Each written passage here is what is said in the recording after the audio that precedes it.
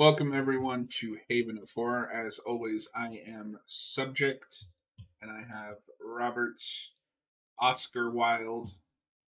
That didn't come out right. That works. I'll take Um, it. how's it going? Pretty good. Pretty good. Ready to watch a couple of good films. So And you this had works not out seen because these I've been on a beforehand. bit of a vampire kick. Sorry, what? So you have not seen these beforehand, Yes, this week was my first viewing of both versions. right? Okay. So I've heard about them for a long time. So let me let the right one in. Well, okay, so let me ask you this first. Which title do you prefer? Because I think "Let Me In" works better. Um, I'm of two minds about it because Let Me In's, it's a shorter title. It's it's a more obvious title. Let the Right One In. My understanding, it's from. Well, I guess both titles are from the vampire's perspective, but Let the Right One In is like referring to the human, the companion of I the vampire have to let the right one in. I have to be careful who I choose, who I let into my life, and befriend me. So I think they both work. Let me in. It's just it's simpler. Mhm. So it's hard for me to say I have a preference, but it's interesting to compare and contrast. Okay, so because I Uh, might forget about it by the time we get there. Can I say something that made me laugh really hard watching the American dub or American version? go for it. And this is something that only you and I would get. So they changed the names, right? Yes. It's Abby and Owen. Yep. that's that's weirdly specific to The Last of Us. Yeah, that's just something that you and I would have gotten. Noah wouldn't have gotten that if he was here. And I was kind of confused by those name changes though, because the excuse is, well, these are Americanized, and but you could have just called them Oscar and Ellie. All you have to do is change the spelling to be more, like American. So it's not a Ellie, big deal. I just found that yes. weird. Oscar, I don't know if I've ever met anybody named Oscar. Oh, really? I Yeah. don't Uh, know. you just mentioned Oscar Wilde up top, but Why would I've never met him? And he wasn't American, was he? I don't remember. But no, I've known Oscars, but here it's usually spelled with C. But in the Swedish Oscar, or at least in this case, it's spelled with a K. So that's all you have to change. And Ellie, although with Ellie, I was unclear on what exactly the pronunciation was because through the accent, I couldn't really tell. Well, without it, do you have any other preamble that you want to throw in before we start? Let the right one in from 2008. Yeah. No, let's get into it. All right, 1 second. Let me make sure. Okay. So this is on Peacock. If you're watching it streaming, get to timestamp 0 past all the menus. In 3, 2, 1, go. So let's just get this question out of the right off the bat. Which one do you prefer? Watching both of them back to back, I'm gonna say that this original gets the edge for me. It's a little more methodical. It's a little slower, but there's just something surprisingly more sadder about it. It lingers on things a bit more. There's a coldness to this one that's in the American version too. Um, but there's something a little bit more natural about like the way the acting and the dialogue is paced. This might be a better edited movie. Not that the American one's poorly edited; they're just edited differently, different sensibilities. But this one stuck with me more, and I might have had a different reaction if I watched them in reverse, because they are so similar and end in the same place. That this one really stuck with me, and then watching the American one was like, oh, it's the same movie. It ends in the same place, but. So I think this one had more of an effect on me, but it's also the one I watched first, so that's probably just to be expected. But I think they're both very good. One reason made a big deal is he wasn't looking at this movie; he's just readapting the book. So obviously, similarities are unavoidable. But a lot of people were like upset about this movie. Apparently, saying it wasn't needed, and the author was like, "No, I got like two great adaptations of my debut novel. Like that doesn't happen often." Yeah. Well, for I can understand it in that this is one of those remakes. When we get to the next version, that does come pretty quickly after the first one. So if you saw this and loved it, you might have the reaction of, "Well, this is unnecessary. Why do this?" And we just saw something happen very similar recently with Speak No Evil, where that remake came out like a fucking year after the first one. The Blumhouse was quick on that one. And there is this trend back then and still now of, well, here's a popular foreign film. Let's Americanize it. Let's remake this and repackage it for an American audience. And I think there is a cynical way to do that. I just don't think this one falls victim to it. As you alluded to, the author was on board with it. He had his support. That's a major factor. And Matt Reeves was a fan of the book, and it really resonated with him. And this was a very personal project for him. So it's just a case by case basis. It depends on the situation. This is not one of those cynical Hollywood. Well, Robert, we own the pace rights to yourself. this We have, IP. we have Let's make 4 it. hours to go. Nah, that's the gist of it. Yeah, you see what I'm saying. So I will be the contrarian. I preferred the Reeves version, and part of that is just there's a barrier for this movie. I don't know what I'm taking away from their acting sometimes. However, the American version has some really bad CGI that doesn't need to be there. It does. I think both versions have at least one scene with a bad visual effect, and they're both different. And I just love Chloe Moretz. Like she's such a cool actress. She's great.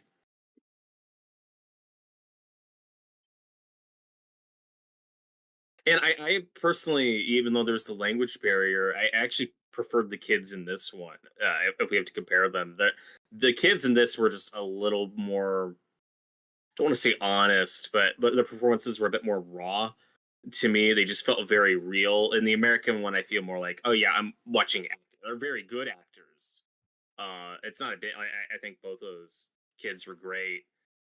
But there's just something that I found a bit more haunting and just real about this one. Mhm. I was at this thought this is what Twilight would have been if they were actually vampires in those books.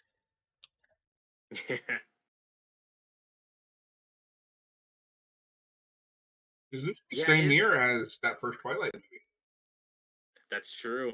Um, yeah, and I feel like Twilight, for better or worse, really kind of brought the romantic side of vampires back. It made vampires like cool and fun again, or like from a certain point of view.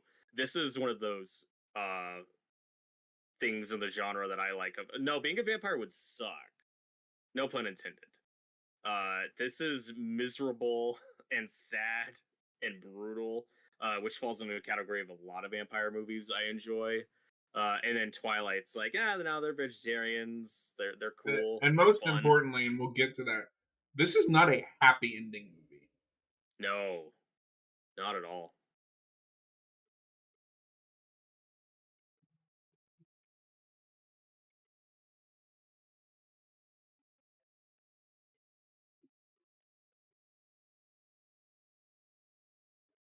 So, which version do you see first, and when do you see it?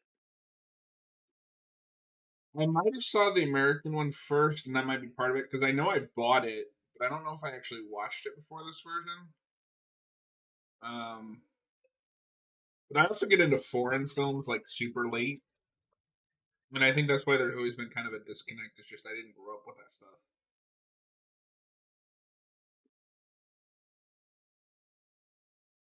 Yeah, for sure. And of course, this also comes out in a time when like a lot of like those American remakes of like Japanese films are coming out, like The Ring or The Grudge. Like this is all kind of that era. You know what? I might have seen the American. I don't. I think I might have saw this version first, but I bought the American version first because I'd read the book. I got the Oh, cool. book by Off Chains. Um,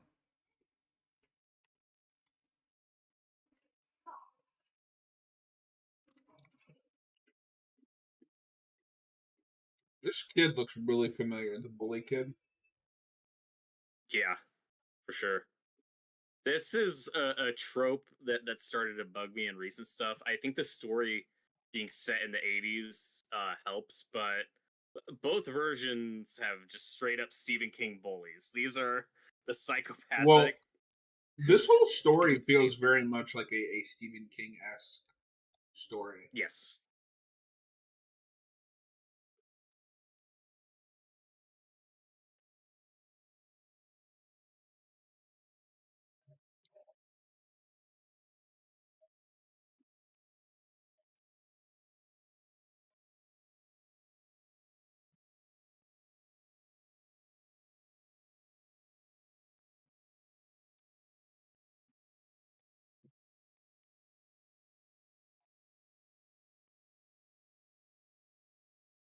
Meanwhile, like this guy's house.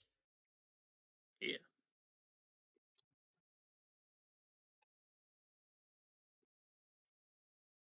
And some other vampire things this reminded me of Interview with the Vampire is a big one where that has a 12-year-old girl turned into a vampire and being forced to grow up but not age physically and the torment of that. Near Dark's another one. Tonally, this is closer to something like Near Dark, which is just gloomy and miserable and sad, and it has a 12-year-old boy who can't grow up and he hates it. He thinks it's awful.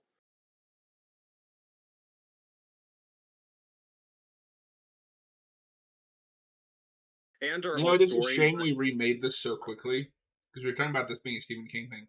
Flanagan would have done a killer adaptation of this.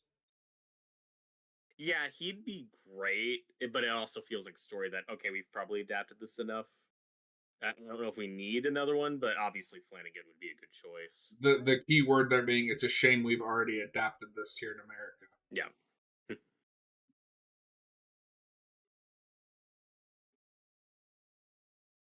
Maybe he can pick up where that TV show left off.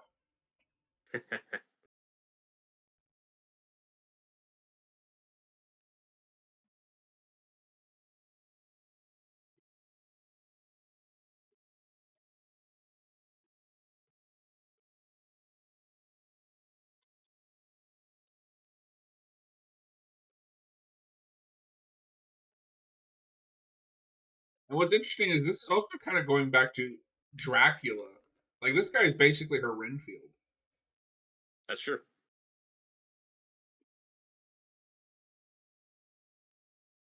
And a big element of this that makes being a vampire be miserable, that's actually not in the Dracula book, is them being allergic to sunlight or literally dying in sunlight. That's a big Mhm. element of this story. And in a lot of recent vampire things, I'm almost kind of ready to get away from just because it's such an obvious, like, oh yeah, like if you're gonna die by sunlight, yeah, this is a horrible trade-off. I'd kind of like to balance it out and see more vampire stories where that isn't a factor because we do that so rarely now. But this is still very good. That's just so ingrained in the mythology at this point. You're never going to get away from it. Mhm.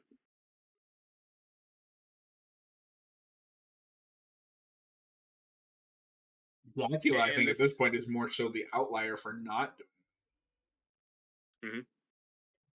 And this character, he's more than just a Renfield. Like, no, he needs her because how the fuck else is she gonna survive?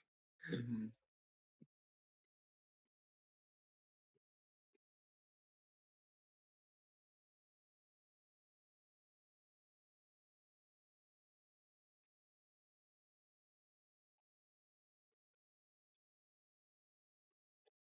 It's also And funny with the whole sunlight thing that they decided to set the American one in New Mexico. yeah, although it's still there's still a lot of snow in that version. Yeah.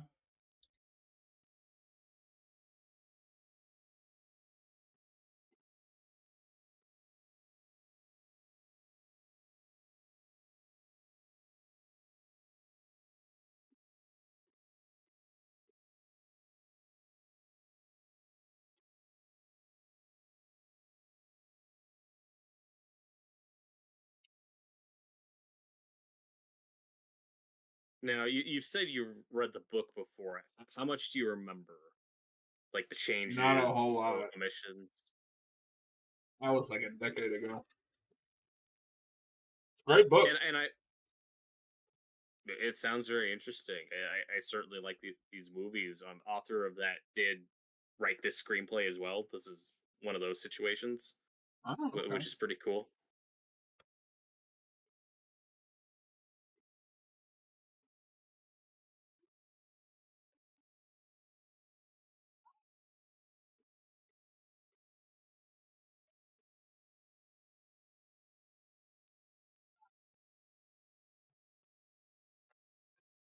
Do you read this as more like kind of pathetic, or it's sad that he's gotten to this point?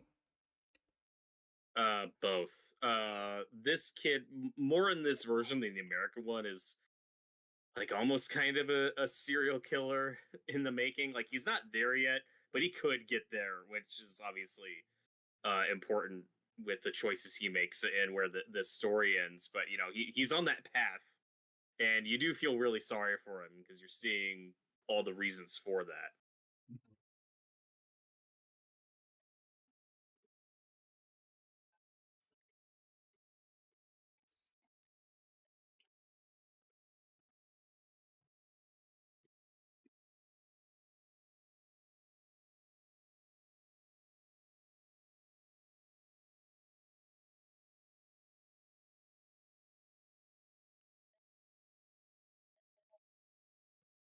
This is how bad I am at judging ages.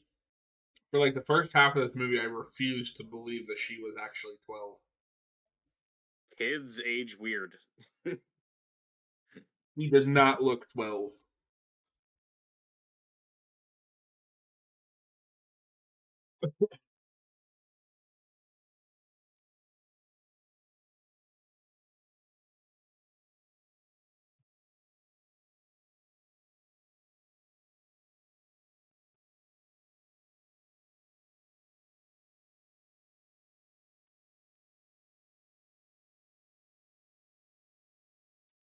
I like to compare them when I watch them back to back. The other thing I like about the American version is the way it's like lit and the cinematography. This, a lot of the shots are very bright. Yeah, they have a very different feel. This one's a lot more very cold and sterile. The American one, you get a lot more variety of colors. So I don't really have a preference. They're just, you know, it's interesting to compare.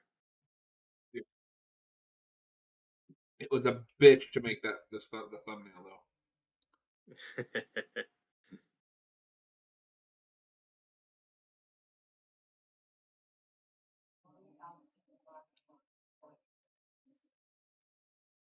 This does make me want to look into more Swedish horror because I don't hear a lot about like Swedish cinema at all. This Me and neither. the girl with the dragon tattoo, I think, are the only two that have kind of broken over here. And the Swedish Chef from Muppets, he's pretty iconic. Eh, you take them really.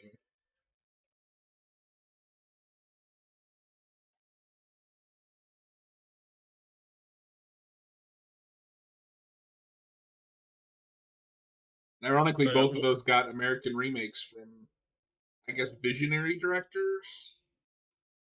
yeah, that's a good point. At least this one didn't get a rushed sequel that was such a downgrade. Yeah, it blew my mind when I figured out they did go ahead and make the next Girl with the Dragon Tattoo movie here in America. And everything in it apparently is like a downgrade. I don't know if you've seen that. Nope, I have not. That movie came out in 2011. So they made a sequel 7 years later in 2018, and they went from David Finch to Fede Alvarez. Yeah, and I like Fede Alvarez. I do, but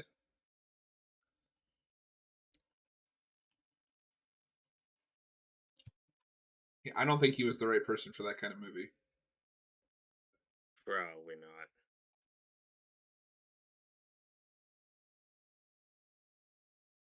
But this is another difference I'm talking about, where this kid in this version, he's like interested in murder and true crime.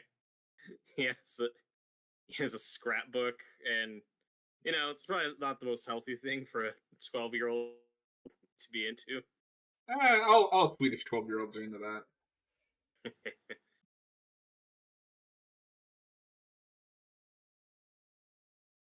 I'm sure nothing will go wrong.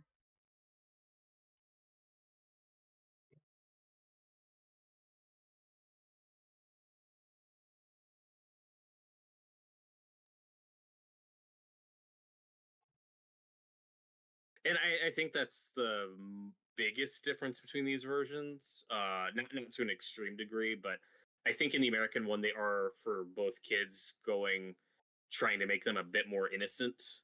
Mhm. In both cases, both the kids in this one are a little more damaged and haunted right at the start. Oh, see, I never read that with at least not with Abby in the American version. She's still very much that same. She's very sad, but at least the way she plays it and the way it's executed, I feel like her intentions are maybe a little more honest Mhm. and sincere. This one plays it a little more ambiguous, in my opinion, in my reaction to it, of how much does I guess her name in this one's Ellie. How much does she actually care about Oscar, or is she just using him? I think they play it a bit more ambiguously in this one. That's at least how I read it. I guess we'll have to see.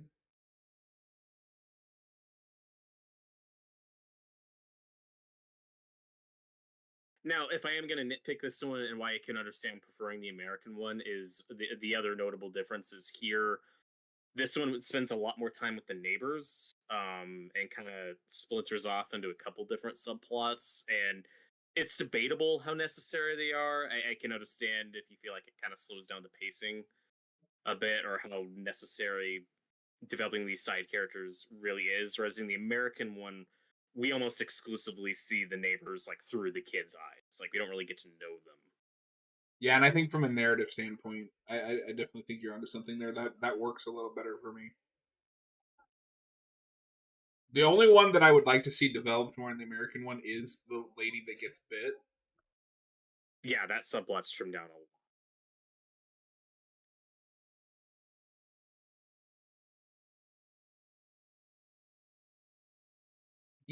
I'm gonna take back.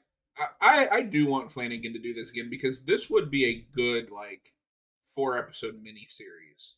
Just flesh it all out. Yeah, I mean it would have potential. I'd rather that than that crappy Showtime show that doesn't have anything to do with this. Yeah, I don't know what they were thinking with that, but it was canceled. So I would love to see what that unsold one, the unaired pilot was. If that was the same oh, show weird. or. Mm. Yeah, what we're saying is let's leave this property alone unless it's Flanagan. He's the only one who gets a shot at it. No, I do really like how she plays this. Um, but I find that in both versions, I like Ellie. That's also funny. And here it's Ellie. In America, it's Abby. Yep. What is happening? Uh, in both versions, I prefer the vampire girl to the boy.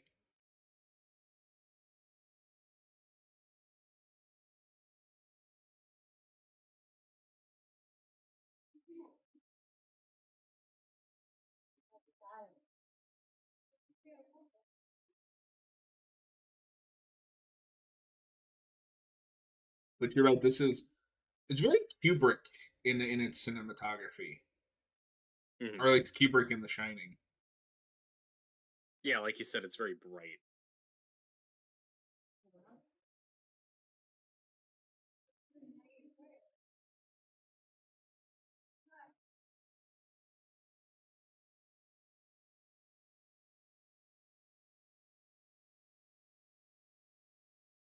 And like I said, it's not a major issue. I just feel like scenes like this are paced a little slower and take a bit more time and are a bit more natural than this one. And the American one, like it's still fine, but scenes like this with the Rubik's Cube do go by a little quicker. I think the movie's also a few minutes shorter than this one. Yeah, I'm not sure which one's technically longer. Like they are around the same length. Somebody Googles and be like, why does this guy keep Googling let the right one in? All right, so let the right one in is 1 hour and 54 minutes. And let me in is actually an hour 56, so it's longer by Oh, 2 whole weird. minutes. Yeah, that's just interesting given how much side stuff that version cuts. Mm.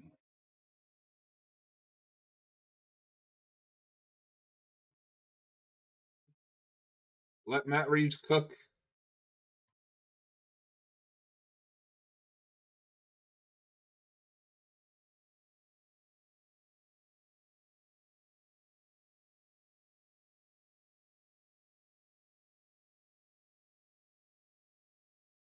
And not to play the comparison game over and over again ad nauseum, but this is a scene that I think is more effective in this version with this victim coming up because in the American one, that's where you get that really bad CGI. Mhm.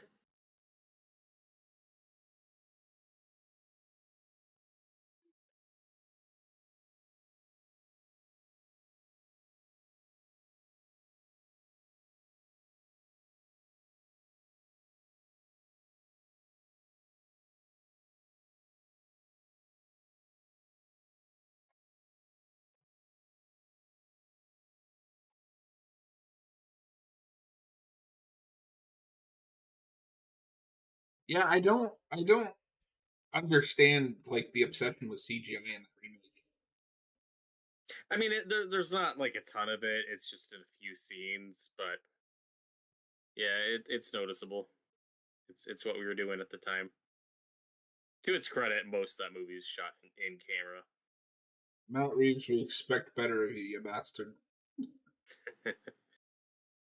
Well, it was an independent movie. Didn't have a huge budget.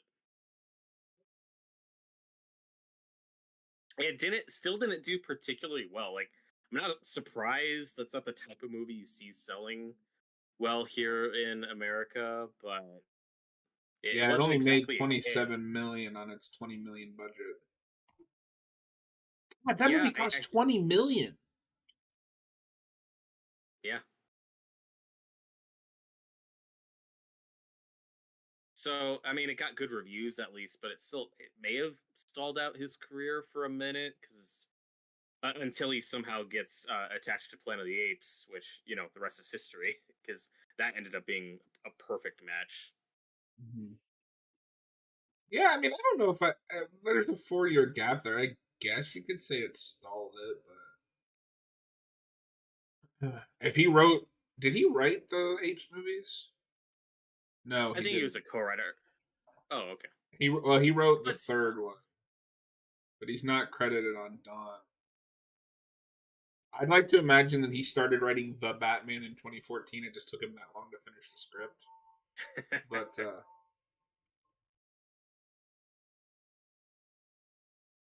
yeah, that's maybe it did. I don't know.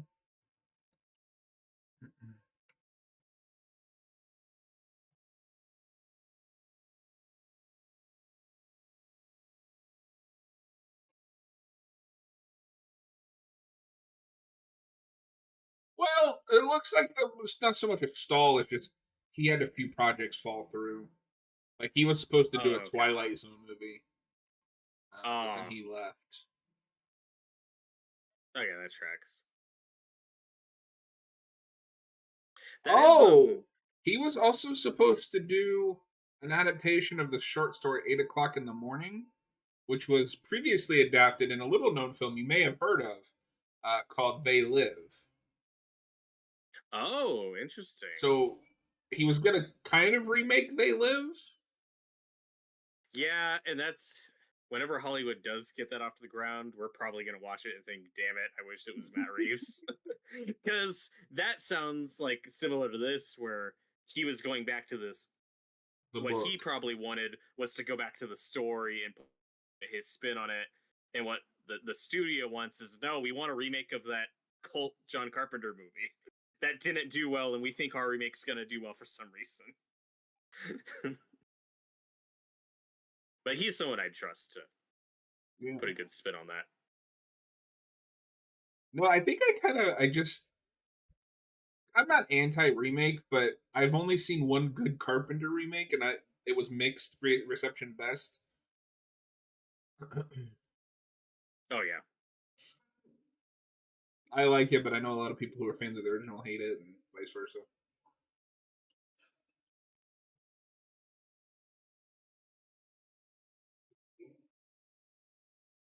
Well, I've always said it's an easier sell for me if the pitch is no, no, no, we're going back to the source material and doing a new adaptation of that. Hmm. I want something different. The 1998 Psycho is not a new adaptation of the Psycho book. It is a shot for shot remake of the Psycho movie. So when are they going to make Let Me In versus the Predator? Oh god. Is the vampire child gonna have autism in that one? Yes. Oh god, I can't wait to do a commentary on that movie. It counts. Thank God for Prey. Like the Predator, like that was a franchise killer. Like fuck, Yes, they're there never gonna make one of was. these again. I was telling one of my buddies about all the different endings, and I had to look up some of them because I'd forgotten how nonsensical they were. Yeah, Newt is in that pod. Sure, that makes sense. And she has a face mask that like looks like a face hugger, but it's not a face hugger Yeah. Oh, because I forgot so about that. surprise.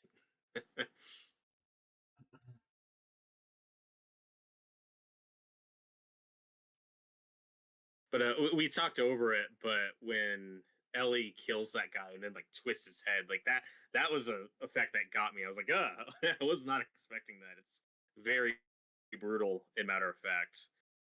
And I was curious how you felt about this because this story tones down a lot of the vampire lore a lot, and is one of those versions where if you just bite somebody, like then they become a vampire. So if to happen, you have to like drain their blood, like literally kill them before they turn. Is that does that bother you in this story? No, 'cause it's not the Are you fine? focus. Sure. It's not like what was it that I was complaining about where the vampires were like Dracula, the Batman versus Dracula, where that's kind of the focus is. Oh, he's turning people, and they're just basically zombies. They're not really vampires. The focus is Hmm. always on this one vampire, and like you don't know her origin, where she came from.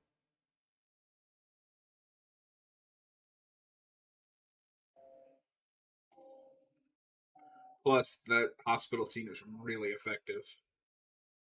Oh, yeah.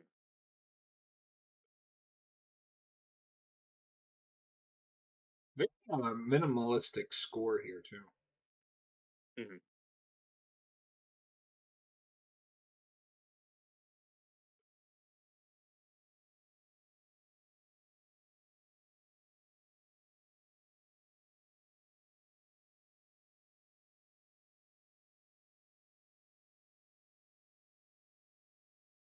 Immersion broken. Sitting on snow sucks ass.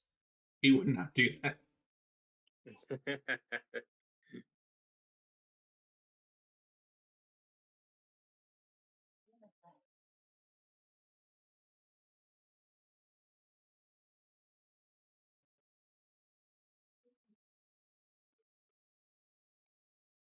It is interesting comparing these both in that both these movies were made around the same time and they're set in the same time period. They're set in the early 80s.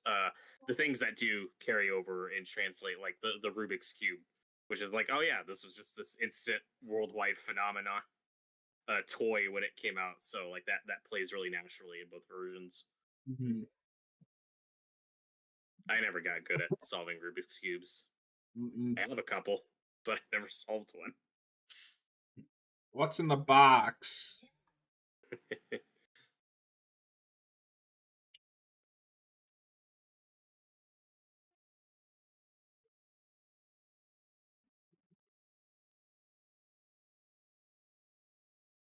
So in this scene, when she says she doesn't know her birthday, do you interpret it as she is lying, or do you think she just doesn't remember when her birthday was because she's like 200 years old? I think given the context, you can infer she's. I don't think she's lying to him yet, because she's Mhm. still kind of trying to like either at least make him think that she wants to push him away. Um, but I like the idea that she is just so old now that she's forgotten so much. Which would make sense, and not a thing you think about in a lot of vampire adaptations. But the idea of immortality, this is a story about the sadness of that, and like, oh yeah, like what's the point of being immortal if you're just gonna forget shit? You know, you don't we don't discuss that in a lot of vampire stories, like the stuff that fades. Like, okay, your body's immortal, but like your memory can't be. Like you're gonna lose stuff. Like, at what point are you even the same person you were like 100 years ago? Although there is also a read that she only approaches him because that other guy is starting to become old and slow. Yep.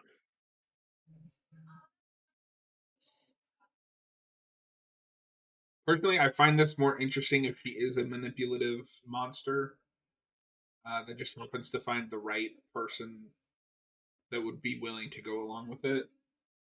Um, And let the right one in, so to speak. yes.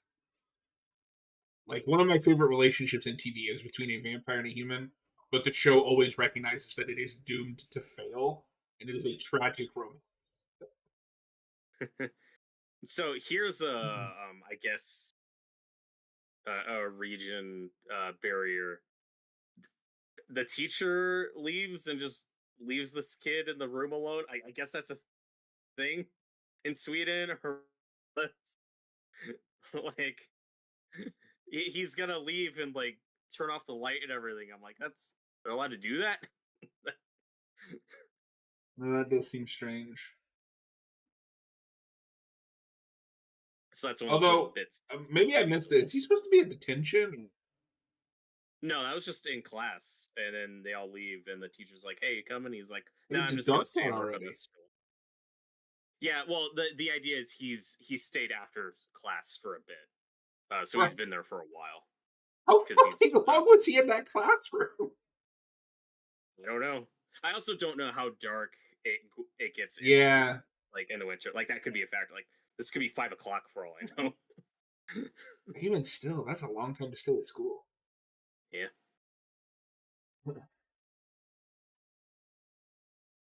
And like I said, at up top, I'm getting kind of sick of the Stephen King bully trope. This gets a pass for me because it's set in the '80s. That helps. But I'm still like, God, where's an adult?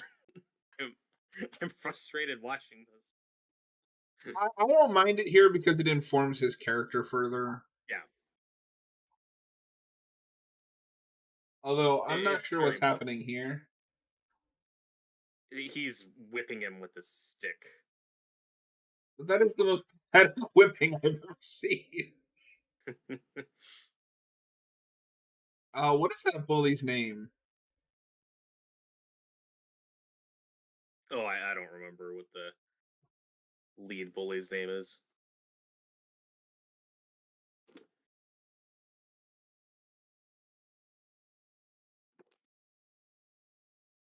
Hmm. Oh no, sorry. Her name isn't Ellie in this. It's Eli. Eli. Okay, yeah, I just wasn't sure how it was pronounced. That might be why they changed it because I don't think that would translate to an American audience. Mhm.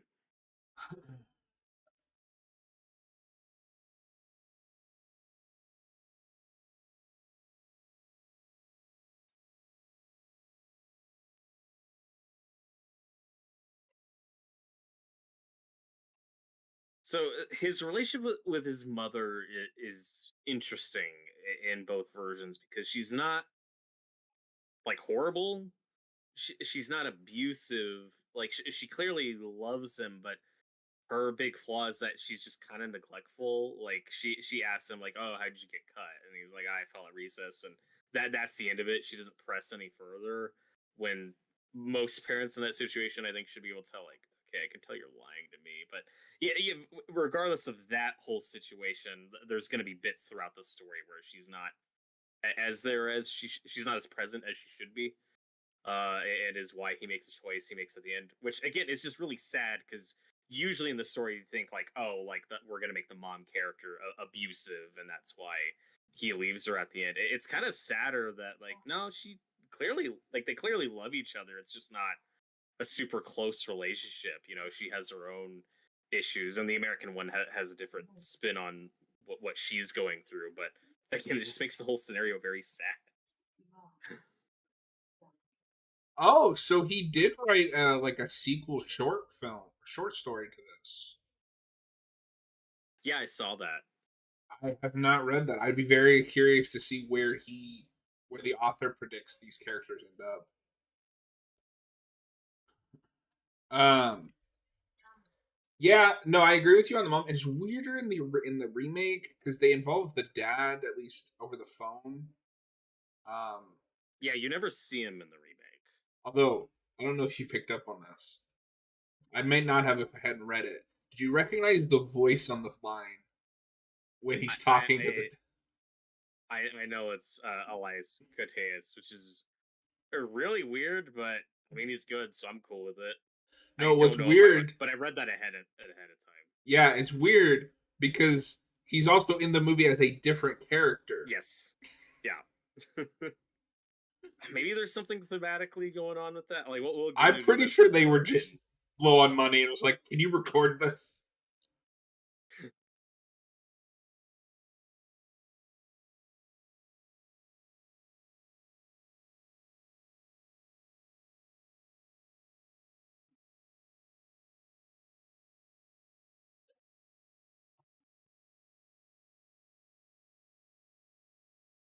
Okay, so he's portrayed by Patrick Ridmark.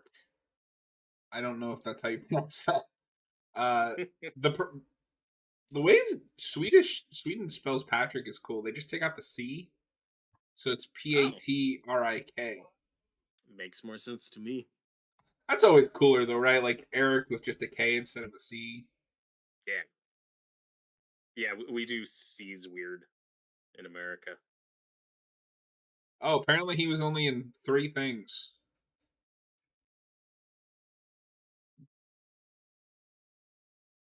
and they were all from the same year.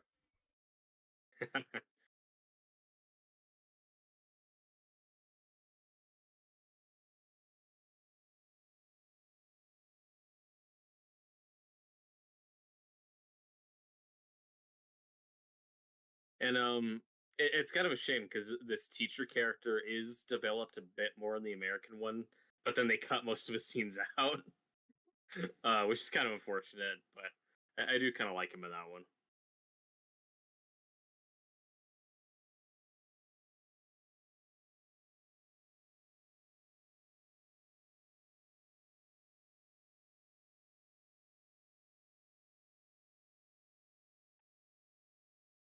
They reversed that footage. I just picked up on that with the cat Oh yeah, snarling. I never noticed stuff like that. I'm excited to see what we land on tonight. I'm excited. Yeah, and neither of us have played our respin cards. We have it. Held up on that. This is another element that you don't see in a lot of vampire stuff. The idea, like, oh no, she physically can't eat like normal human food. She can only consume blood. She's gonna humor him and try this out as a little snack, and then we'll proceed to throw it up. Like, oh yeah, that sucks. Something else. There was something else that I've seen that in, but I can't remember now. I probably have. So I like that idea in my head just because I'm a Buffy fan. That's the one I think of. In the Buffy verse, you'll find out that vampires can eat food. They don't taste anything. Oh, that's also bad. No, it so that helps for blending into society, with humans, but you also don't get any pleasure out of it. Like, so that yeah, that still sucks. 'cause there's a really humorous scene where I'm gonna leave this vague, but a character turns into a human after having been a vampire, and so like food tastes again. Just thought that was a cooler way to handle that. But yeah, we could eat it, but like it doesn't taste like anything.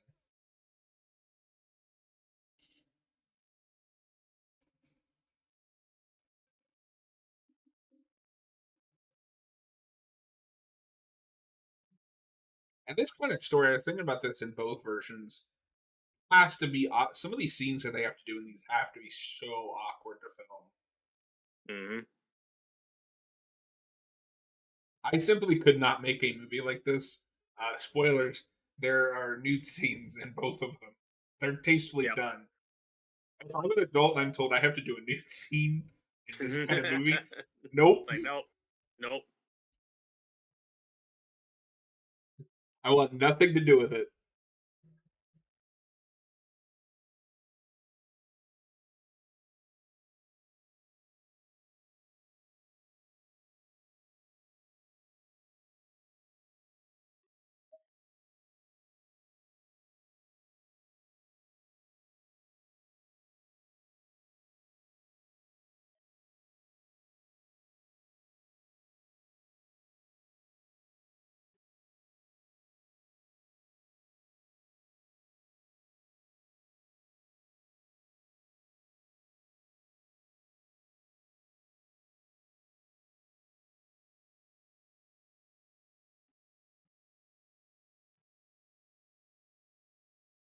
And this is one of those differences we were talking about earlier, where we actually see the kid's father in this, and he seems nice. They seem to have a good relationship, but of course, he's still divorced parents that live in different places, and Well, that's it's always a tough interesting thing. that this book comes out so late because I think one of the reasons he set it in the '80s is it's hitting all of those '80s tropes: the broken Yeah. family, the kid that doesn't know where he belongs in that, the bullies. Mhm. Oh yeah, I mean, we've seen a lot of vampire stories that are that have a very very metaphorical approach. Addiction's a big one that comes up in a lot of vampire stories. This one isn't just tackling adolescence. It's like trauma as it's happening. Like we always joke about like trauma in modern horror stuff, and it's usually backstory. It usually informs where a character is at. This is a story that makes you live with the trauma. It makes you experience it as it's happening, and that's just the story. It's like, yeah, it's kind of a coming of age story, but like, what if it was about all the horrible things that can potentially happen to a kid growing It's up, and that's just all in here. it's not the same. Like, here's this character that had something bad happen to them, 10 years ago, and here's this evil that is going to literally represent very specifically whatever happened 10 years ago, and Mhm. now they have to overcome that trauma. Right. So sick of that. Speaking of trauma, I watched Smile 2 today. Yeah, you told me. It was better than the first one, I'll give it that. I'll watch it for Naomi Scott at some point. That the song that's in the trailer, the I Need a Doctor. Vaguely. It's on Spotify, and I don't even like that kind of music, but it's stuck in my head. No, she might be one of my favorite horror performers of the year. She's so good. I've heard she's great. That movie needs to be trimmed way down, but I'm not surprised. That's why it's hard for me to put that high on like my watch list, just because I know. Look, I'm pretty sure that's not going to make my best five or worst five of the year, so it's hard to prioritize it. But I'll get to it eventually. yeah, for sure. You saw the first one, right? No, I haven't seen either of them. Oh, I mean, I know what happens at the end of the first one. Like, I know the spoilers, so I can be surprised by anything.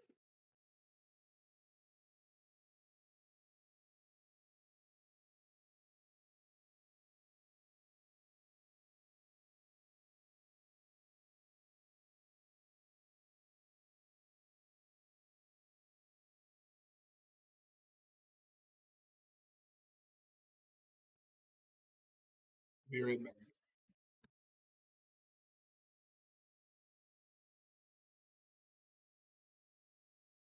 But scenes like this, with the vampire's protector trying to kill another victim, it's almost comical the way stuff keeps going wrong for him.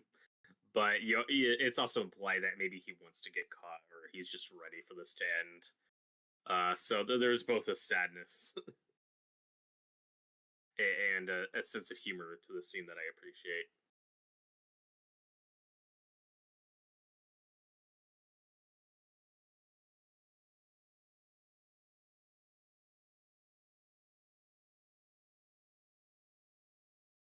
And this is fucked up with this acid when he's gonna do it to himself. It's brutal. It's so brutal. Mhm. And what I will say, I like this movie. I respect it, and I like the American one too. Both versions, these aren't gonna have a lot of rewatchability for me. I Mhm. need the right mood for this because this is a grim, sad story. Yeah, I would probably go back to the American one first. It's an easier watch.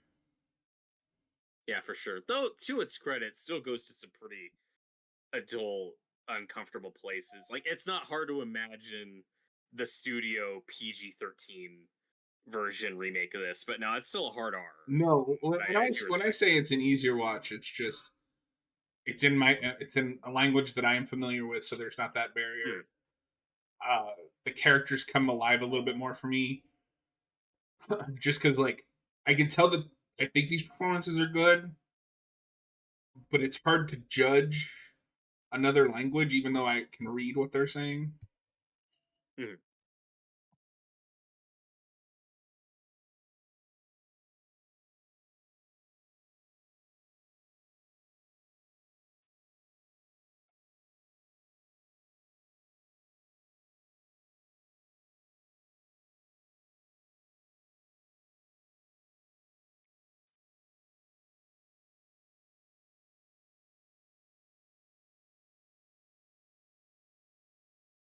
This scene is just sad and gross. Just like, oh, the awful shit the bullies do in this.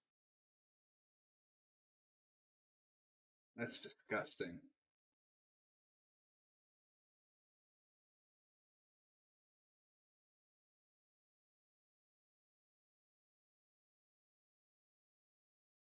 How is he not freezing to death?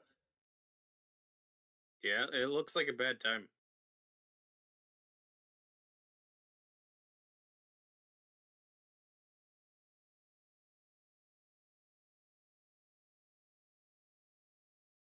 And part of why this is so identifiable is I don't know what it was like for you at school growing up, but they always said, like, hey, if you're having an issue with a student, another student, talk to us, talk to somebody in charge.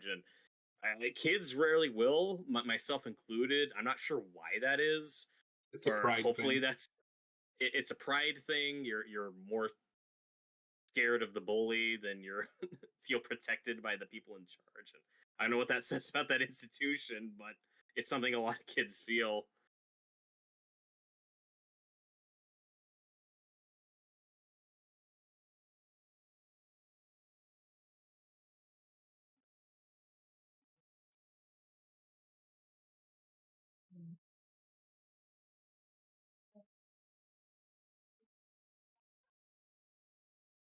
This is one thing I will give this version over the American.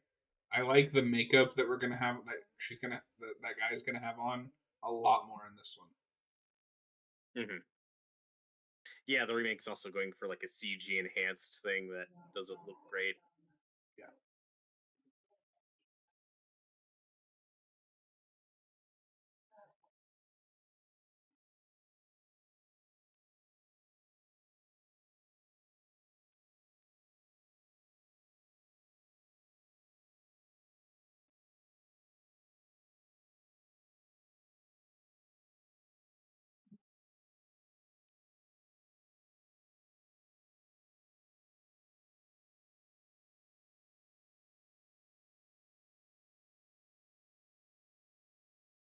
this effect I was impressed with. It's very simple, but I was like, oh shit, that looks like a person Remember crawling up that wall. Salem's Lot?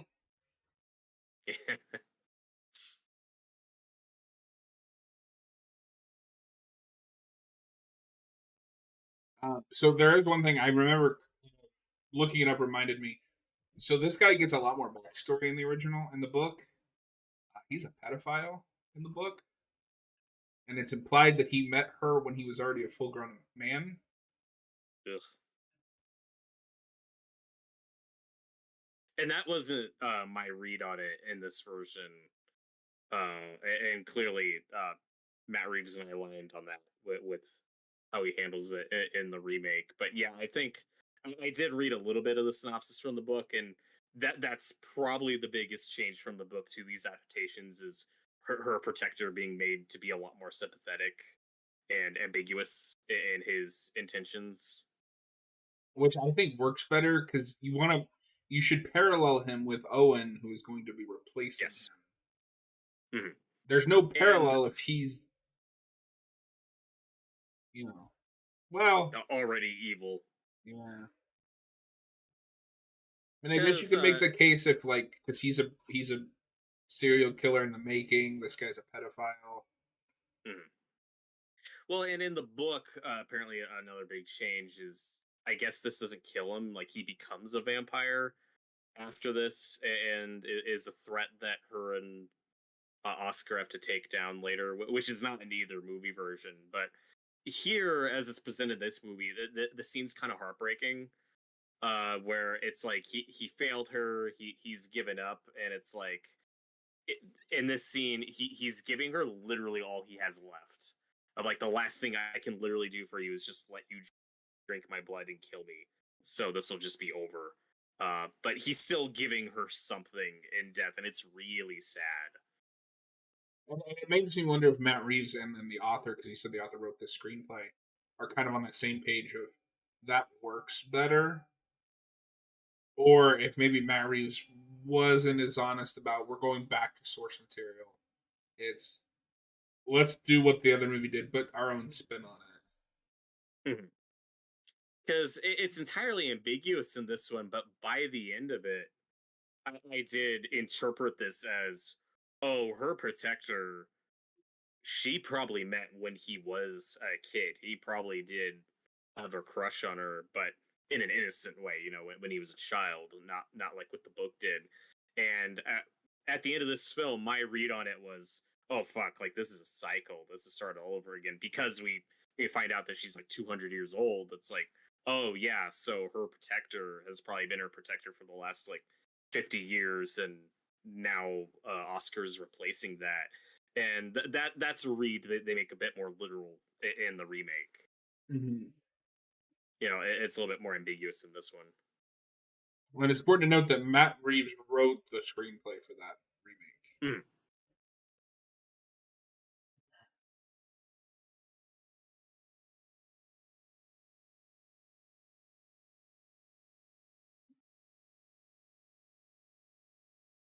And this scene is really uncomfortable. Yes. This is the Scenes big like scene this I was thinking of. No. I know. Yeah.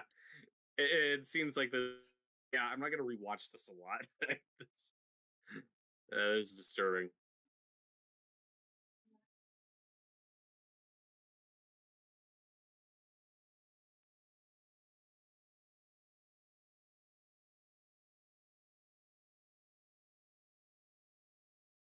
And she has this like detached way that this actress is playing it that is really interesting.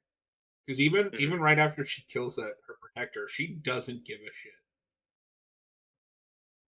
Yeah, she doesn't really mourn him or anything. And I guess it'd be a good time to talk about the other notable change between the movie versions is that there's kind of a reveal in this one that I did know about, that this character Eli, she was born male and was castrated. Like there's a shot in this movie that confirms that. And Oh, I know exactly what shot you were thinking of, and I didn't pick up on that, so I was like, what the fuck Yeah. did you just put in the camera? Like, why did I need to see Yeah, that's if you didn't notice, there's a scar there. that? So that's and again, I just read some of the stuff on Wikipedia. Apparently, this is a lot more overt in the book, to the Mhm. point that the book actually says that her name wasn't originally Eli; it was Yes. Elias, Yes. and has now transitioned or identify as a girl. And for all intents and purposes, we're still referring to this character as her. But this movie does play ambiguous, where it's like I'm not sure, just from the movie, not the book, of how much this character like literally identifies as a girl, or if this is all just part of the manipulation. If this is entirely a front, they keep that ambiguous. And why I think this casting works, because this actress does have that kind of androgynous look, where it's like, oh, I can buy that this used to be a boy who just has long hair, and can pull off the appearance of a girl, which is an element that the American one drops. No, the American one, I'm pretty confident saying that they're just intending for that to be But a it was woman. always a girl, which is weird because there's still a line early on where she says like, "I'm not a girl," but they put kind of a different spin on it. I thought that was a weird choice. And also, it's one of those things where it's like, yeah, you can't convince me that Chloe Moretz used to be a boy. Like, she looks like a doll. Like, Well, that's you're gonna get us canceled, Robert. probably Um, I didn't have a problem with that line. I just read it as I'm not a girl, I'm a monster. right. Yeah, that's more their take on it.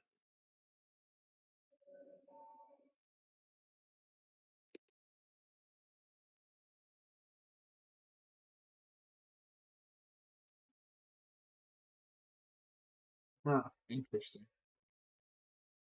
Like that gives you a new read on this version with because it's not just like because you could read that with her being trans in this. There's what is that saying about like this character? Because he doesn't seem to care, Mhm. and I don't know what Sweden's like look on that stuff is. Yeah, for sure. Especially with the story being set in the 80s. But again, there's a lot you could imply or interpret, where like this kid is an outsider. He is bullied. Like he's not a quote unquote normal kid.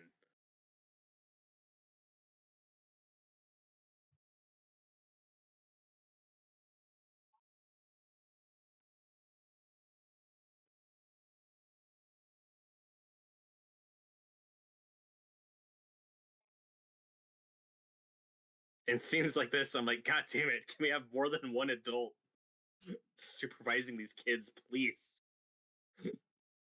So this scene confuses me in both versions, more so in this. Because this is gonna be where he whacks him with a stick, right? Mhm. That stick did not look like it was sharp. So it's like frozen. He essentially Oh, hit the kid with ice. ooh. And you know what? I'm like, fuck you. The kid deserved it. It's fine. No, the kid He can have his absolutely ears back. deserved it. This is driving That's me something. nuts, though. I just looked at this guy's filmography, The Bully. He hasn't been in anything else that I've seen, but he looks so familiar. He just he has that stock movie bully look. That's true. And that's the interesting thing with Let Me In as well, is it does have a lot of I won't say big names, but like they're not much of unknowns. Oh yeah, the mom in Let Me In is Nancy's mom in Stranger Things. Whoa. That's Mrs. Wheeler. Yeah, God, I didn't even recognize her. you don't see her face a lot. Like I only know that just from reading it. But I also have that with Stranger Things. Like, I think once you get to season three, she looks like a completely different person. That's true. And obviously her hair and makeup is a factor in that. But yeah.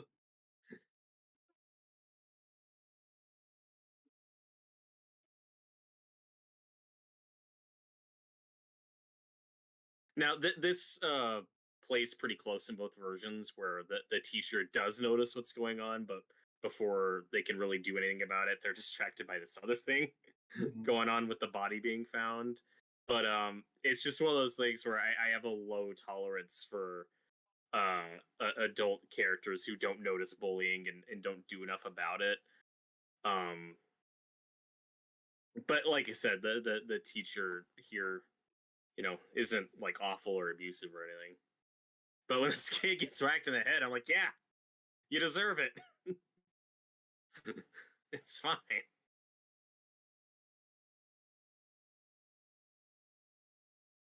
But yeah, there are like two adults here.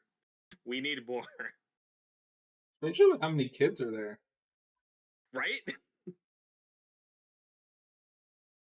Yeah, he enjoyed. I will say he enjoyed that a little too much. Oh yeah, totally. Oh no, he's a little psychopath in the making, but I can still root And I for think him. that's what makes this stand out is like the protagonist isn't a victim. Right. It's a bad ending, but it's kind of the ending he wanted. Hmm.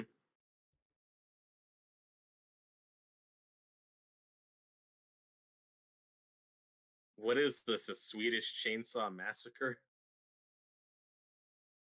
I am kind of shocked that there aren't like a bunch of foreign remakes of that movie. Just insert country here. This is one of the subtitles that made me laugh. We're looking at a police car, and the word police shows up. I'm like, yeah, I know. I can tell. In Swedish, it's polis, or it's like POLIS on the car, and it's Mm. just police in front of it. I'm like, yeah, I know. I picked up on that from the headlights.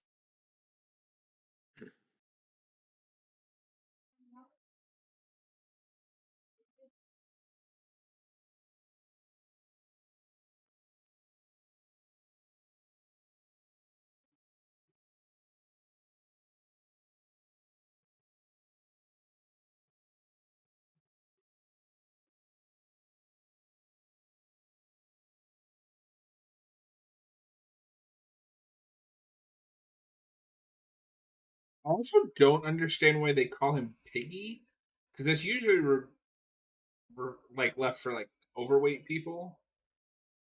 Yeah, and Oscar has this thing that's not really in the other one, where he's like in his fantasy, he's like squeal like a pig when he imagines when he fantasizes about stabbing them, which might be a callback to Deliverance, or that's just coincidence. I'm not sure, but that's one of the big infamous lines from that movie.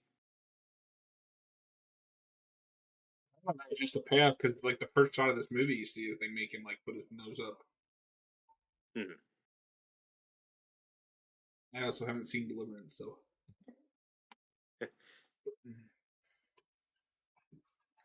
It's a great movie. It's kind of an adventure film, but also with like all the horrible fucked up shit that could happen in a hypothetical woodland adventure.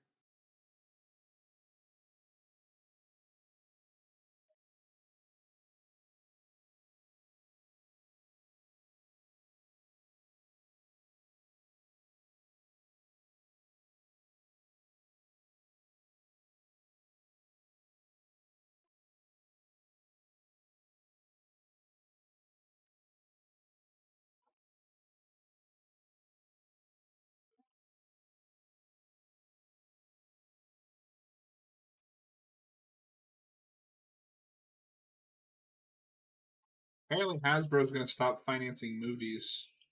R.I.P. that Transformers One sequel that everybody knew wasn't Oh going to no. happen. Well, they had a whole bunch of other movies they announced, so I guess those aren't happening. Oh, I mean, oh yeah. no. I wonder if that means that we're not getting that Transformers and GI Joe movie. Yeah, it's a good question. I don't know. Mm. I mean, Mattel will pick up the slack and give us stuff like the Magic 8 Ball movie that everyone was asking for. You know what?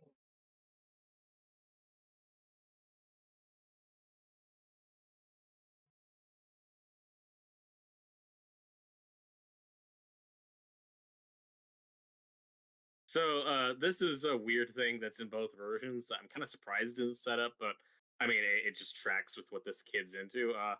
This wasn't a thing for me growing up, but I see it in a lot of movies. Did you ever just cut your hand and do a Mm, blood pact with one of your buddies? Is this mm. just a normal thing I missed out on? I always just assumed as a kid growing up that was like maybe something my dad's generation did because like in so many movies.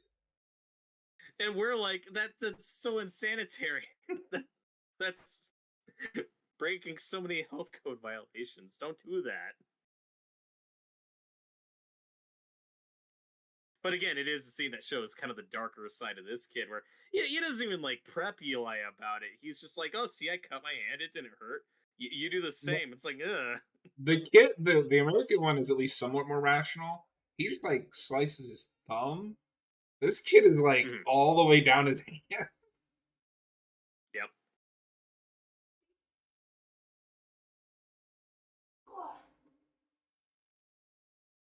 Thanks subtitle. I couldn't have told you that she said go.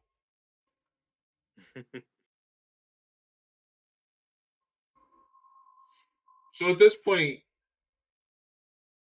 do you think she's just putting on this on for show? Like, go away, I'll hurt you. um, I want to say that scene's kind of genuine. I still, I don't think she wants to bring harm to him, and is worried that she will. But like you said, I mean, that could still just be the ulterior motive. Like, no, no, no. Like she wants to use him. She wants him to become her protector, and it's kind of fucking that up. Like, I so guess that they also really played it. confuses me. Is like, what does she need a protector for? Like, she's strong, fast. Uh, both stories are about loneliness, so I think the companionship is a factor, and the fact that this is why I think the story needs them being allergic to daylight, because that cuts your day in half and what you can do. It's like she needs someone to help provide, a home or a secret place during the day when she has to sleep and not be in sunlight.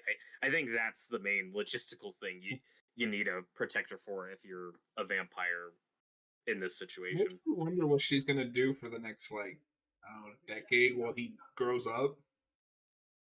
Yeah, well, he's got a bunch of money, so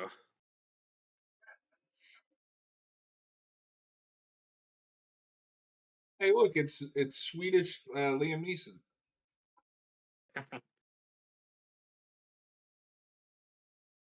also that is way too many cats.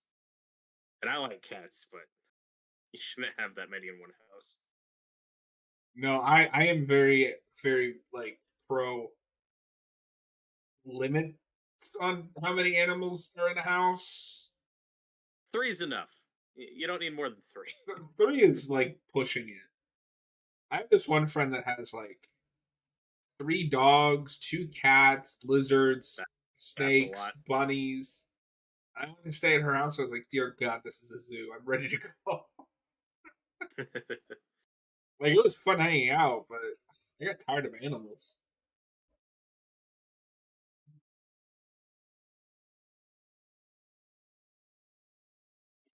This is So going to be a tougher this double feature, though. I have to say, Robert, than like Nightmare that we did because these are so similar. It's almost like watching the same film back to back. Yes, and I wanted to ask. I do like this guy, this neighbor character. He's kind of combined into we combine a couple different characters in the remake and kind of invent the Elias Koteas detective character.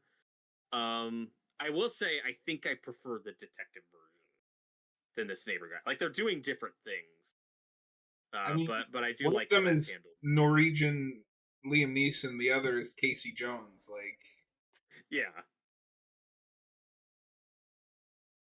no, I like the detective. It gives the town a little agency. Um, Well, the framework is different. This is more about this particular community and what it does to them and watching it kind of fall apart. the framework in the American one is having this detective side story, like this investigation Hmm. element, which you do get here, but not until the very end. Hmm. But on the flip side, this character is this lady who's becoming a vampire. She's a lot more developed in this version, and we actually see kind of discover on her own what's going on, and that sunlight hurts her, and she's a bit more tragic, I think, in this one. This is the subplot that stuck out to me the most in the book because this is something the book dedicates time to, and like me not being entirely sure what was going on, but then you get to that hospital scene in the book, and I was like, oh, like holy shit.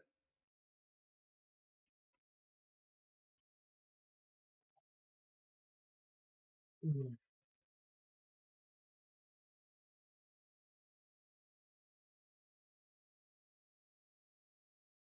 And like so, this is one of those subplots that kind of takes its time more in this one, whereas in the American one, we speed through it a bit faster. Hmm.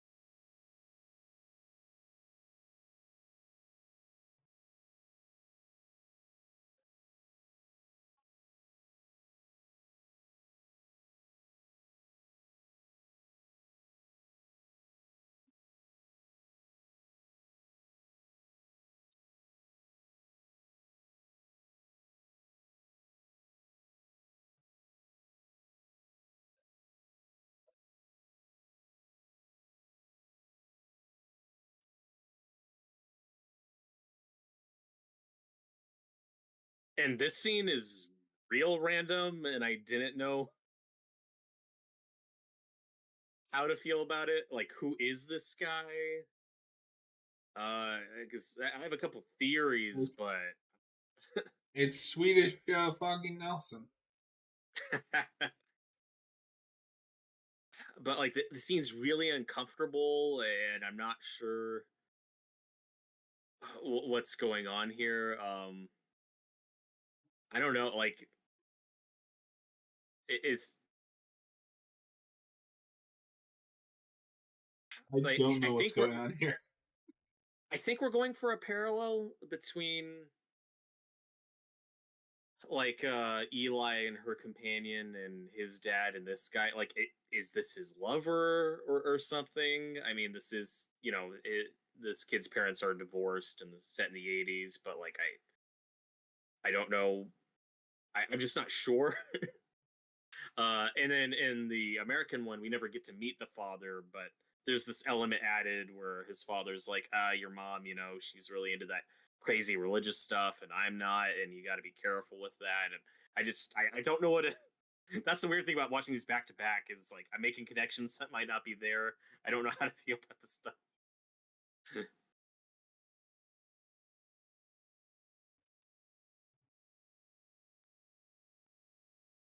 And Eli leaving notes for him. I mean, that's the American one too, but again, here it feels more manipulative. Like, oh, I like you so much. You are Eli.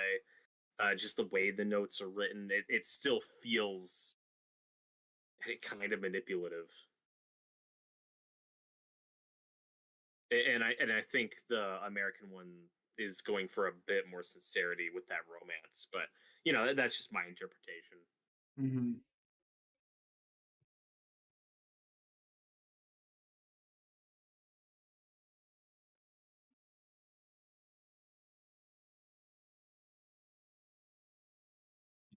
I want to figure out who that one guy is. Just yeah, I don't know what the point of that scene was, and it's kind of bugging me. Nothing else Yeah, had like felt pointless. yeah, and is he in the book? I'm not sure.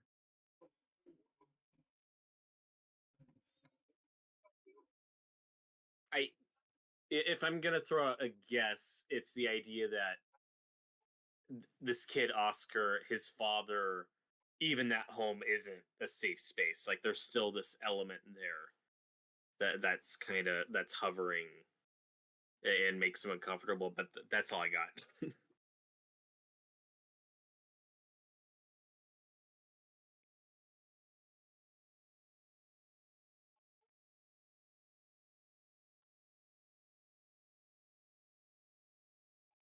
Yeah, and this is the scene with the CGI cats that don't look great.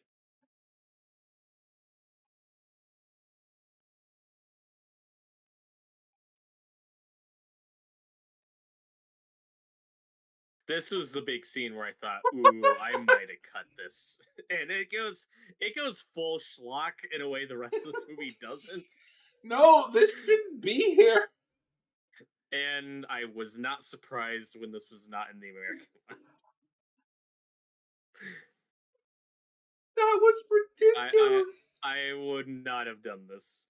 It I reminds me, like, okay, is there a weird thing in vampire folklore of like cats not liking vampires or cats attacking vampires that I just don't know about? Because that's a big part of Stephen King's Sleepwalkers, and that's the Mhm. only other example I can think of. But that movie is schlock, cartoony nonsense, start to finish. And here, it just really feels out of place. Like, it's set up. There are a couple scenes earlier with some of the cats hissing at Eli, who can sense that she's evil. But here, like, that just went way too cartoony for this material.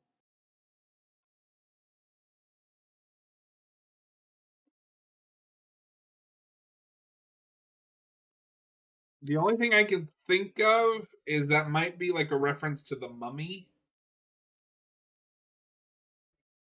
because in if you remember in the Mummy, the '90s one, Emotep is afraid of cats because they're seen as like guardians of the underworld.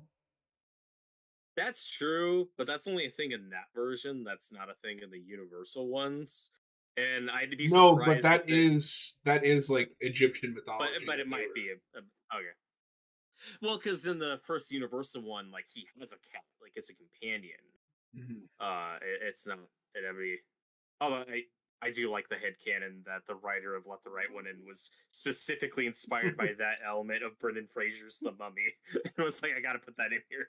In my sad vampire coming of age story about I mean, I pedophilia can't think of any other reason why and murder. it's in there. One day I'm gonna make you watch Sleepwalkers, because there are a lot of scenes like that. That's Oh beautiful. boy. That's my favorite scene in this movie so far.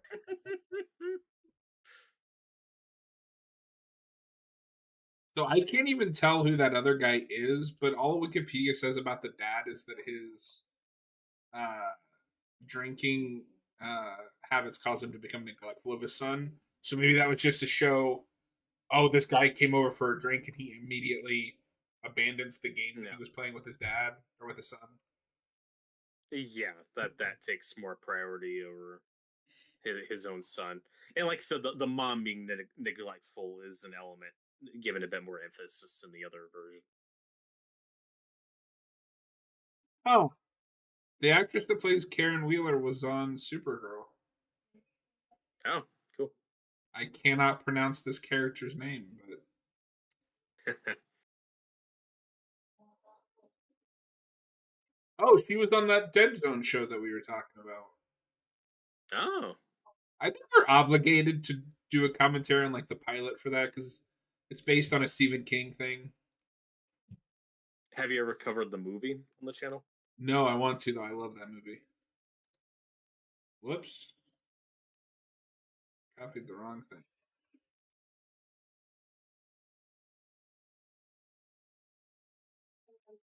That is her character's name in Supergirl. I don't know how to say that.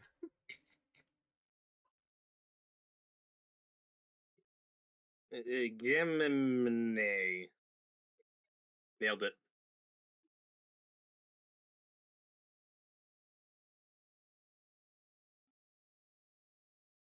Yeah, I think I've just settled on I'm not a fan of this cold cinematography for a vampire movie. I like it just because it's very cold and sterile. Like, oh, like the walls in this apartment are just so white and ugly. It looks better here. The daytime shots are where it really looks ugly. and not in like a good way.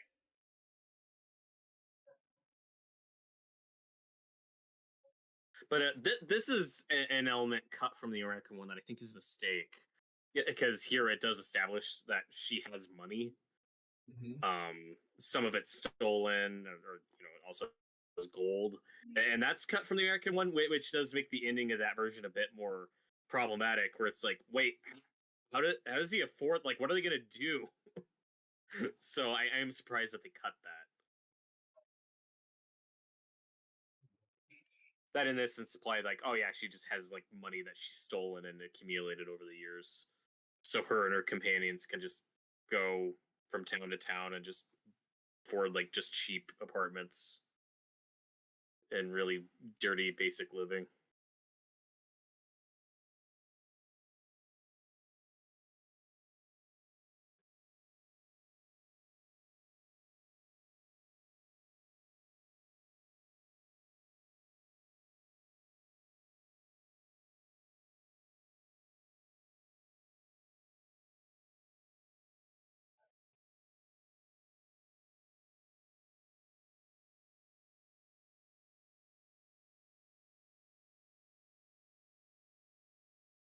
Also, what kind of name is Lackey? Well, he's for lucky.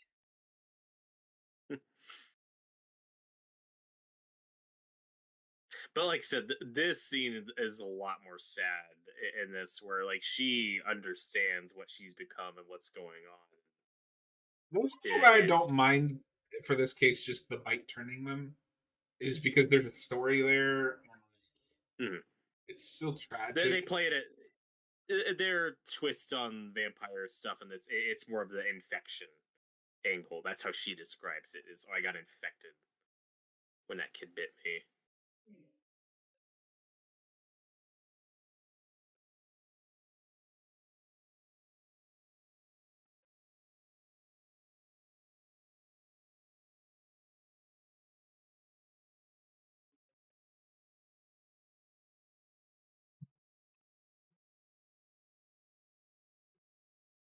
What was that movie, Robert, that you wanted me to see if was on here on our wheel? Oh shoot. Was it The Omen? Maybe we were talking about something last night. I'll put the Omen on here. I can't wait to get to that remake. I I'm shouldn't just have telling even you. mentioned I'm just telling you now. If we land on that next, I'm vetoing it. it. I need some distance Yeah. from that fucking movie.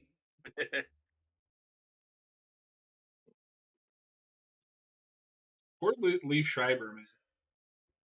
He deserves a better career. Like I said, this scene is very reminiscent of a scene in Midnight Mass, Yes. where she knows what's going on and is choosing to take herself out, and it's brutal. Thanks for reminding me that asshole.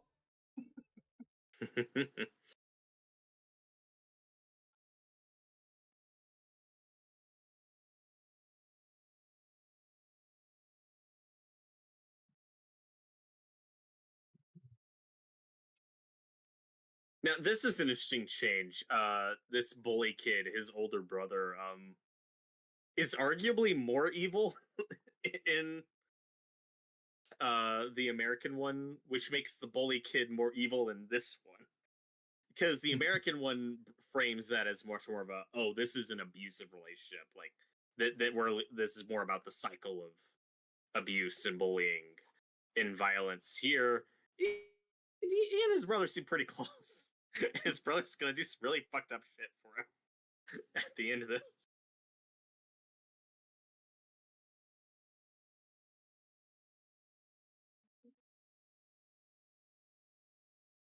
This is a thing I appreciate that this has too, is the you have to invite them in. Yeah. Uh, Buffy has a lot of fun with that.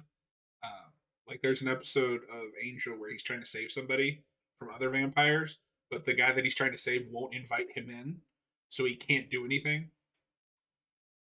Yeah, It's a that's fun. question I've always had though, where I'm like, it's such a weird role And I'm like, wait, what constitutes a home? Like, geographically, how does this work? And what happened? That's one thing I respect a lot about the story is they actually show you what happens if a vampire goes into a home uninvited. In both versions, we do see the consequence of that. I'm like, thank you. That's it's something we always pay lip service to, but never actually explain or illustrate. Oh, is that what's happening here? Yeah, so she's decided to come in here and show him what happens when she's not invited. She's going to start bleeding everywhere. I was like, oh. Okay, I wondered about that. So, because in Buffy, it's just like a barrier; they literally physically cannot enter. It's like a force field.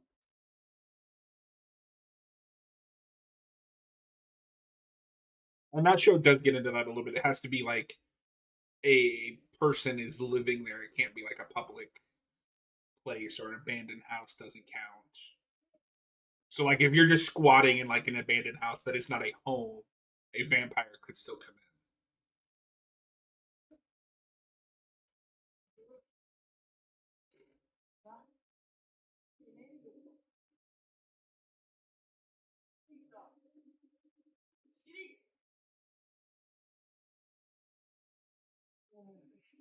This is that type of makeup that just makes him comfortable. Like the blood coming out of the eyes, like ugh, can't handle it. It's so good. It looks so uncomfortable.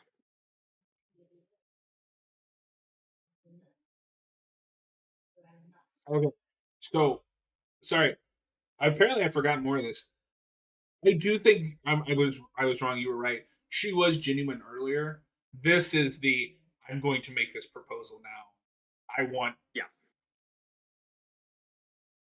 and this is cut down a lot in the American one because here you get more of the no. If you want to be with me, like you have to kill. You can kill. Like I know who you are. Like you can do this. Like it is pretty manipulative.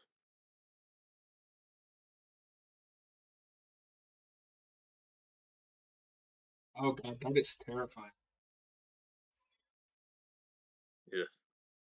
Yeah, and Near Dark's a movie that explores that, like the vampire justification for killing people. Of like, well, just look at them as animals, don't look at them as people. Like we kill to survive. You know, just the self justification.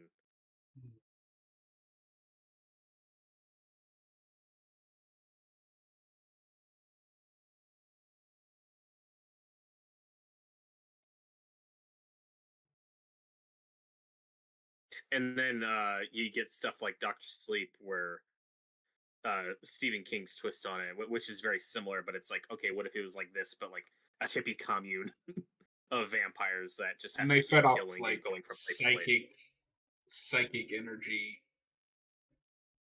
Yeah, Stephen King does that a lot. He does a lot of like vampire adjacent things where it's like, okay, these are clearly inspired by vampires, but they're not literally vampires or Which is not funny vampires in the because his traditional third sense. novel is just a vampire story. Like they are just classical vampires. Salem's And Lot. which one? Oh yeah, of course. Robert, we watched the shitty adaptation together. It's almost like it was really unmemorable. I'll never forget. Oh God, we could put Yep, that on our that's remake and original list at this point. yeah. I thought about that. It's difficult when two of them are miniseries. I feel like we'll just cover those That in would the be like 7 hours. yeah. I don't want to do that. We'll do the Toby Hooper one, and then we'll just do the new one again. Be like, please God, no.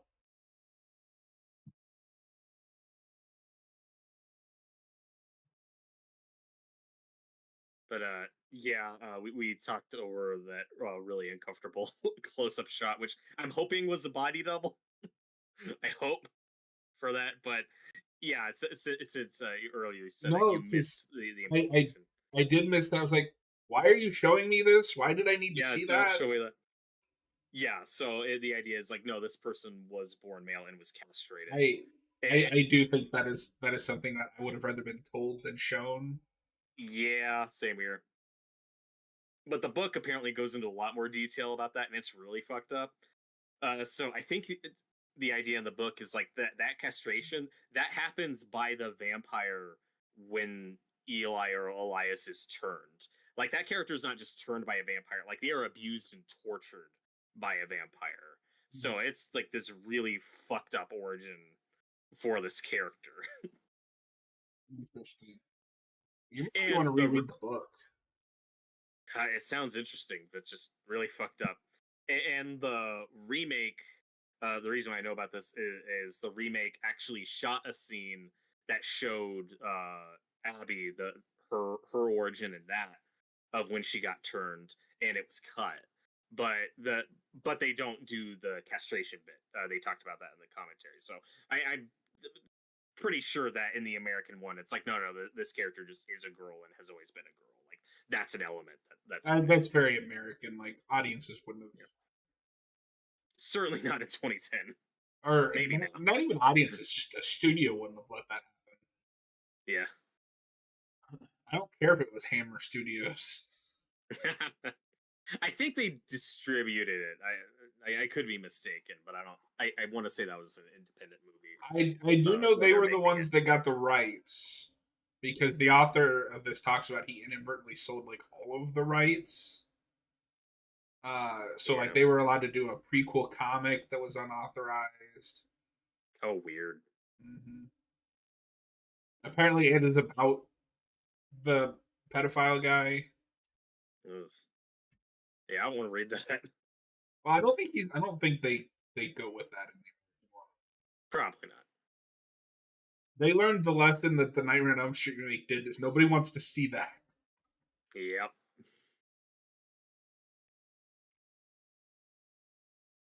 That works in like a book where you can just kind of haphazardly mention it, or like the people that are reading those are like, "Oh, I like this because it's a dark idea and like it shows how screwed up this is." The minute you put that in something meant for general audiences, that's a different story. Hmm. And like I was talking about earlier, how the American one reframes the subplot as being a police investigation. In this version, it reminded me of Salem's Lot, how you talked about how that story is about the death of a small town. This is like about the death of a small community. And we see all these people and just living in this little area either die or just watch their lives just be destroyed to the point that then our main protagonist leaves and it goes leaving his mom to be alone and probably horrible despair. It's No, it's such a just selfish ending. yeah. And then in the American one, like you said, we always see the neighbors like from a distance, like from the kids' perspectives Mhm. primarily. You don't really get their POV. One thing I would give this movie that over the American version, and this is just a silly thing. This movie has a kick-ass poster with like the girl kind of looking off to the side and like the mist. Mhm. Uh, the American version did not know how to like market this.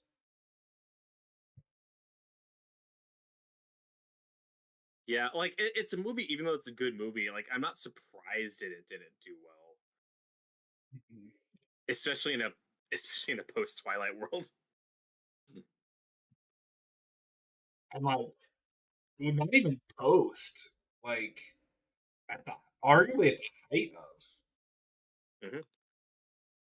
teen girls don't But want to go see a weird 10-year-old vampire girl that kills people. I do like this reveal with the bathtub, which is obviously evocative of the coffin trope, but we still drop the whole like they have to sleep in their native soil. Like a lot of that lore baggage is cut out That's fine. and really works for the That story. could get really ridiculous. Like, just imagine a vampire carrying around a jar of dirt for 300 years. I've got a jar of dirt, and guess what's inside it? So yeah, they cut that. We also don't do like garlic stuff. Don't do a lot just in general. I feel like I feel like it's primarily in Dracula stuff. Or when it's not Dracula, like a character will try garlic and then they're like, ah, that's a superstition idiot. I know- You do that a couple times. We do that in Abigail. There's a thing with garlic in.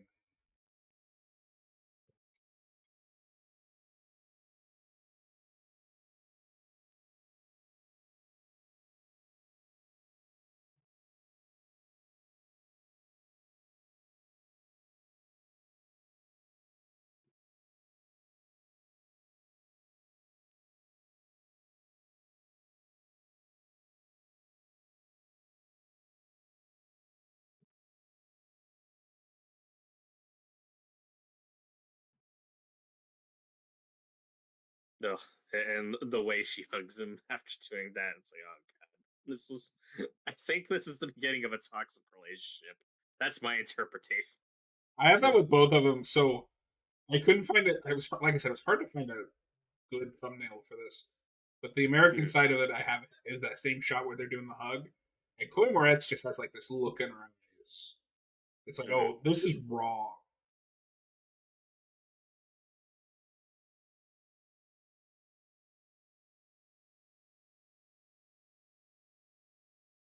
Mm,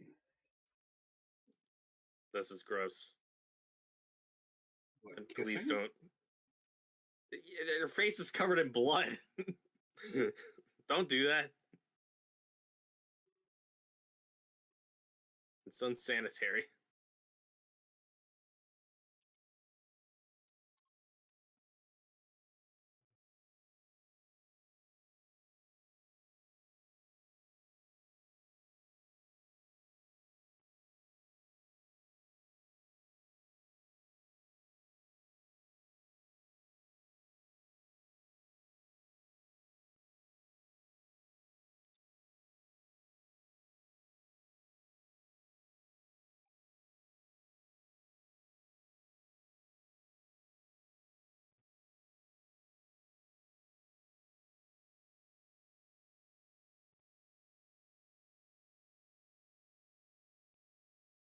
Oh god. This kid likes the Smurfs. No wonder he's bullied. I'm a fan of the Smurfs in the '80s. What's the point of life if you don't have a dick?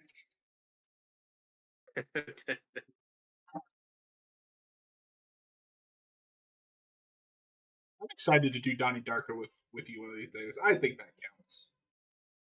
Yeah, I'd like to watch that We'll movie just at some do point. we'll just do a series of every movie where they watch The Evil Dead.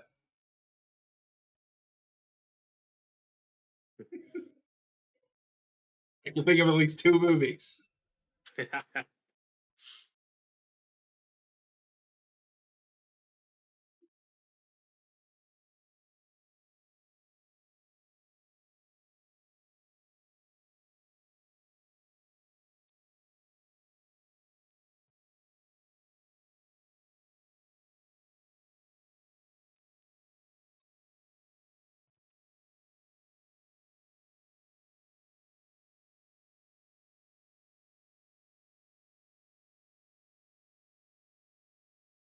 And like I said, the score in this version is great. I like the score in the American one too, the Michael Giacchino one, but this one's just really emotional. Oh, I didn't realize that was him. Is he just like a Reeves regular? He must be. That's gotta be an early one for him too, or at least before he was like a big name.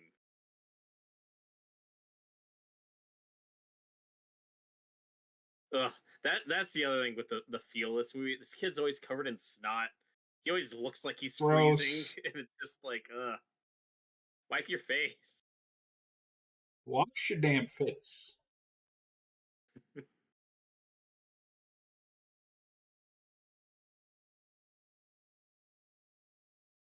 Yeah, I'll talk about it when we're doing that commentary. I don't know how much you'll pick up on it, but I noticed a lot of the Batman in his Let Me In score. There's a lot of similarities. I don't pay attention to score much, like other than Mm. just how it's enhancing the scene. But I'll keep an ear out.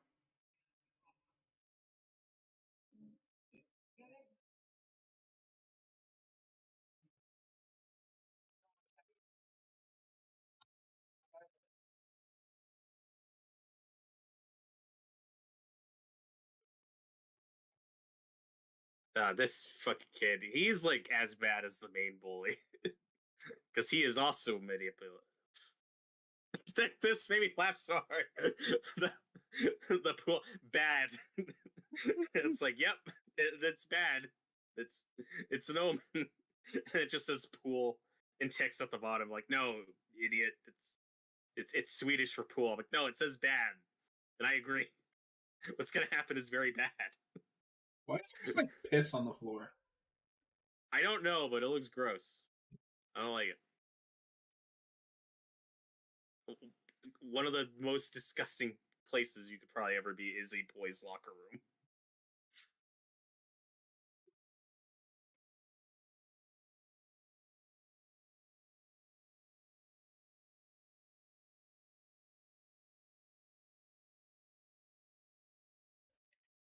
But this little turn, it's kind of interesting. In the American one, the only bullies really developed are the main one and his brother. The other ones are just, uh, you know, sidekicks or goons. This one, we have this kid who tricks the protagonist, who you think, oh man, he doesn't like being a bully. He feels kind of bad. He kind of wants to befriend him, and then the big reveal is, oh no, he's just fucking with him. He's still friends with the bully, and this is all just a ruse. Again, that theme of manipulation. Nobody's honest in this story, and it's really fucked up and sad. And then the other bully kid at the end of this one is actually spared because he's just crying. He's not participating anymore. Whereas in the American one, all the bully kids are killed. So that's an element I think I prefer on this one, just that the other two are at least a little more fleshed out and get a bit more to do, or just have a bit more substance to them. Because this like makes me so angry, like how this kid's like pretending to be Oscar's friend, but now we know, like, oh, you fucking liar. I hope you better die.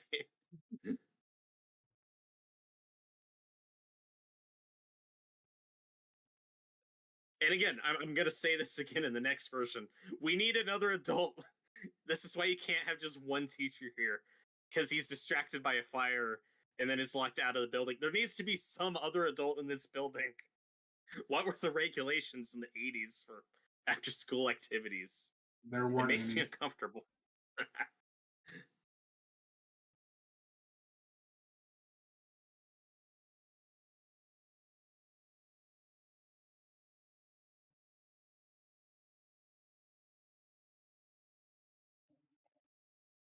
Yeah, this guy, fucking psychopath.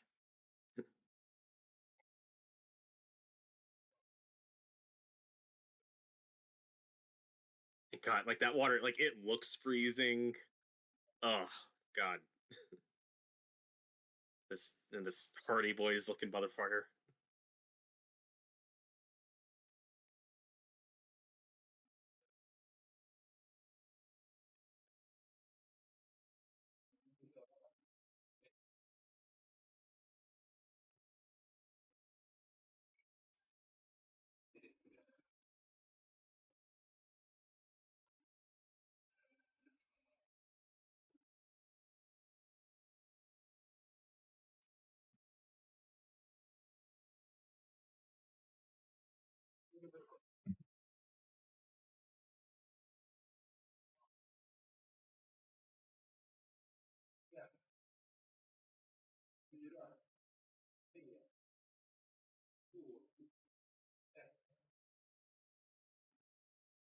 Yeah, like so this little blonde kid, we saw him, hitting him at the start, and now he's like, oh fuck, I don't want to be here. I don't like this.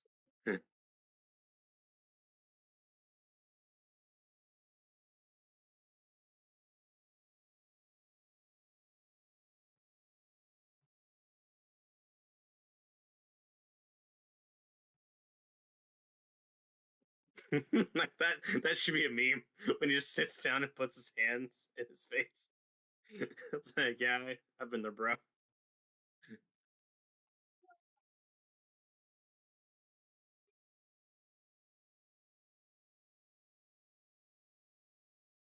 All right, part 18 of our The Last of Us playthrough just posted. Woo! 18 of 72. Of 36.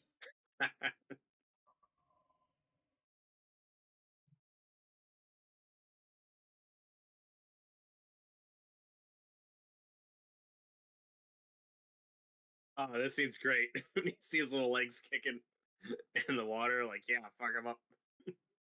I love the way that shot with the head falling in the pool, like Hmm. because you're not sure why the boy is out of focus until you see it.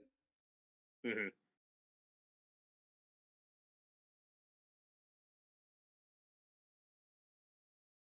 And he finally washed his face. Yeah. God, and like, he looks like he's freezing. I mean, have you ever been in a pool? Not in Sweden, but I mean, I it's don't know this how looks Sweden so tends, bad. but the one time that I've been in like an indoor pool like this, it was heated at least. When you go to like a public pool, you stick your Oh, feet in the it's water, awful. it's awful. It's freezing. Yeah. Hmm.